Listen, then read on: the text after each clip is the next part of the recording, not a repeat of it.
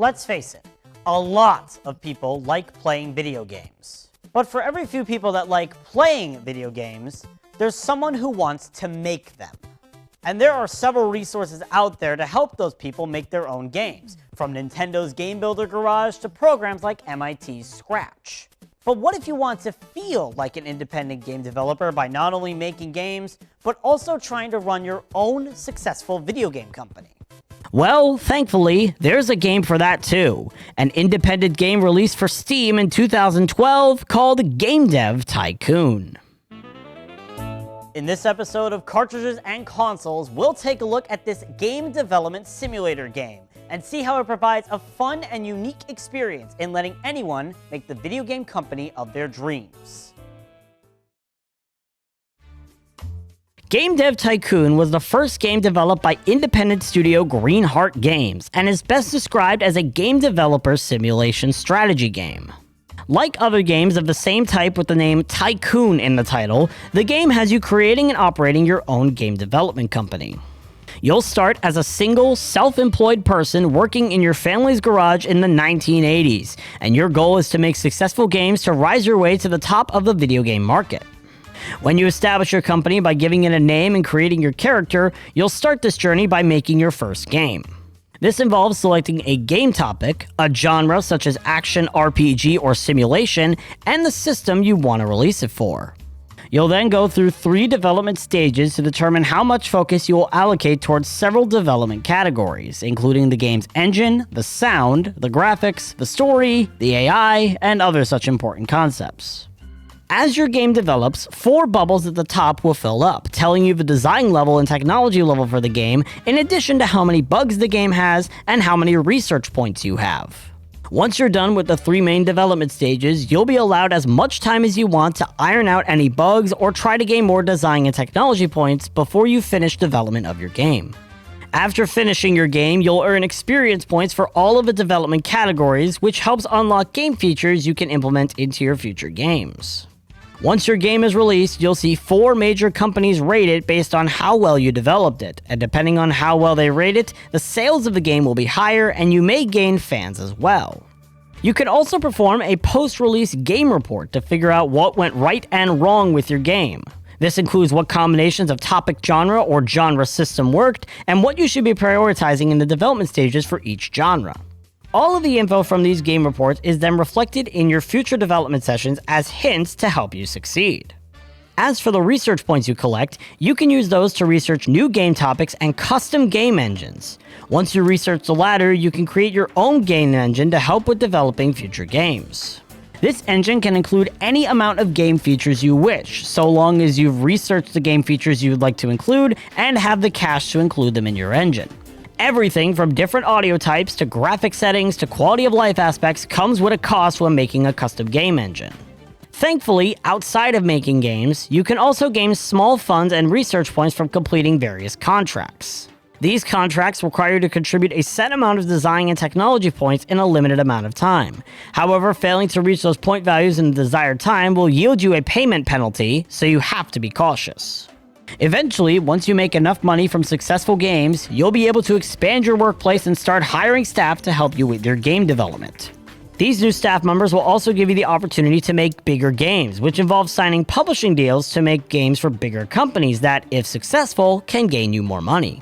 As the in-game months and years progress, new systems that are cleverly renamed to avoid copyright will hit the market, and you'll have various events come up, such as game development expeditions like G3, market trends dictating what game types are trending, and other special events where you have to make a choice to hopefully put your company in a better place overall. Now, there's a lot of strong points this game has, with the biggest factor being the amount of replayability present. It's a similar game to other types of simulator-sandbox games like Roller Coaster Tycoon or City Skylines in that the player has loads of potential with near limitless bounds on what you can do. However, Game Dev Tycoon stands out in that no 2 playthroughs of the game will be the same. There are lots of different approaches to making a single game, and your scores for every game you make can vary depending on the approach you take. You'll almost never get the same score for the same game genre combination twice in a row. Plus, you can determine how your company is run. Whether you make games that only use one or two genres, create all types of games covering every genre in the book, resort exclusively to self-publishing your games, or accept publishing deals for potentially bigger profits, there's numerous different ways to go about a typical playthrough. Even when starting a new company, you're encouraged to try new things, as right from the get-go you're given only 4 randomly chosen game topics of the game's 66 total topics. Plus, the order you can research the remaining 62 game topics isn't guaranteed to be the same. You can only research one of 4 topics at a time, and the order the topics are in is random, meaning every run you play will have different game topics available at different times. The staff members you can hire in every playthrough are also random in terms of their stats, names, and looks, meaning you will very rarely have the same staff group or even the same staff member twice. There's also a lot of modifiers to change your game experience. When starting a game, you can choose if the main story part of the game lasts the quick 30 years, the standard 35 years, or the longer 42 years, meaning console releases can come out quicker or longer than usual. You also can choose whether you want to carry all the hints you learned from your game reports in past playthroughs to your current playthrough, meaning you can retain all the knowledge about each game's development process through multiple runs. However, if hints aren't your thing, you also have the option to turn off all the in-game hints, meaning you have to manually track every little detail from your game reports without the game helping you remember. There's also the option to turn on the challenging pirate mode. This mode, based on a hacked, pirated copy of the game the developers put out after release, requires you to take the concept of players illegally pirating games into effect when running your company. The less action you take against piracy, the more money you'll lose, and the more imminent bankruptcy is. The game is also very simple for anyone to play.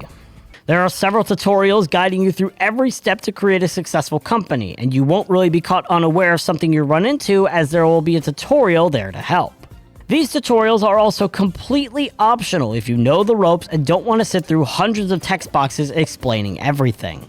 Additionally, the game is filled to the brim with Easter eggs that can spruce up the experience for any die-hard video game fan. These Easter eggs are everywhere, from posters and decorations in your office spaces, to staff members' names being variations of famous developers or straight-up pop culture references, and all of them create a more memorable experience overall. There's even one clever Easter egg which involves you receiving a message from Dave Johnson of Departure Science, not to be confused with Cave Johnson of Portal's Aperture Science, who wants you to put his trademarked red exploding barrels in a specific video game. If you do it correctly, he congratulates you with cake. And don't worry, it's not a lie. Lastly, the game also has a handful of achievements you can obtain. From simple ones such as sell 1 million copies of a self-published game or take a while to come up with a perfect video game name, to something as complex as trying to obtain an 11 out of 10 rating, you'll have a lot to work through if you want to obtain every achievement Game Dev Tycoon has to offer. Now, with how good the game is comes some things that may hinder the experience. One slight flaw revolves around the topics and genres you choose from. These topics and genres can be seen as a bit basic or limiting, and what may seem like a good game genre or genre system combination on paper may be a horrendous decision according to the game. For example, there are several game topics, including game dev, government, superheroes, and transport, that have only 2 genres that count as at least a good combination. Meanwhile, the strategy genre only works well on 6 systems of the game's 29, meaning over 80% of all systems you go through won't be suitable for strategy games. Speaking of systems, there are a few systems that are not present at all in the vanilla game. Now, some of these exclusions make sense, like the unpopular Sega Saturn and Nintendo Virtual Boy, or any upgraded versions of the Game Boy, the PlayStation Portable, and the DS. But then there's the lack of systems like, I don't know, any system made by Atari, including the iconic 2600? Now, I could sort of understand why the Atari systems, alongside other notable exclusions like the TurboGrafx 16 or the Neo Geo, aren't included, as they may have cluttered up your choices in the early game, but it's still surreal to not see the first big home console in the vanilla game, yet see Microsoft Surface tablets and the Ouya as system options. Overall, Game Dev Tycoon is a great game for those wanting to feel like a game developer. While there are some minor issues with the game, it still brings on a fun, engaging, and unique experience that will always be different with every playthrough, making it stand out from other games of its kind. Whether your future lies in game design or you want to feel like the people behind your favorite games, anyone will enjoy playing this game development simulator. Game Dev Tycoon on Steam gets my rating of 8 cartridges out of 10.